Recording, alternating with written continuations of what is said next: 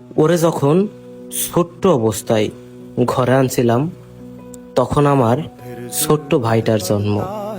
দুইটারে একসাথে কোলে পিঠে করে বড় করছি। ও শুধু একটা পশু না, ও আমার পরিবারের অংশ। खून है टपकेगा तो जम जाएगा, खून फिर खून है टपकेगा तो जम जाएगा। खाके सहरा पे जमे या कफे कातिल पे जमे, फके इंसाफ पे या पाए ছোট অনেক গরু উঠেছে তো আজকে হাটে। ঠিক ঠিক, दाद पे आला গরুটা তো বেশ সুন্দর। তাই তো দেখছি। মিয়া, গরুটার দাম কত ঠিকঠাক বলো, নিয়ে নেব। जाएगा। ভাই, দামটা তো বড় কথা না, এর পিছনে আমার প্রচুর যত্ন আছে। 2 লাখ হলে ছেড়ে দিব। আরে মিয়া, বাজারে যে গরুর দাম, এই গরুর দাম 1 লাখ হবে না।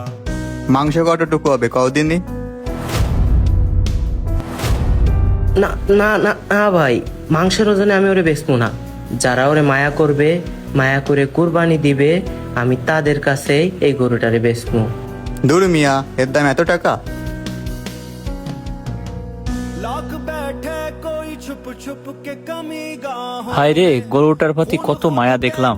আমি যেমন সন্তানকে লালন পালন করে মানুষ করছি, গরুটাকেও তার চেয়েও বেশি যত্ন করছে। খুব মায়া লাগছে রে লোকটার পরে।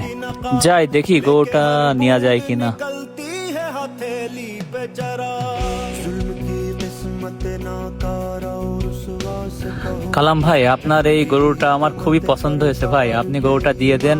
আপনার যে টাকায় আপনি চাইছেন, আমি সেই টাকায় দিচ্ছি। আর গরুটা আমার কাছে জামাই আদরের মতো থাকবে। আপনি কোনো টেনশন করেন না। তো গরুটা আমার খুব পছন্দ হয়েছে ভাই, দিয়ে দেন ভাই। ভাই, গরুটা একদম নিজের হাতে মানুষ করছি। ছোট্টবেলা থেকে নিজের আপন মানুষের মতো আগলে রাখছি।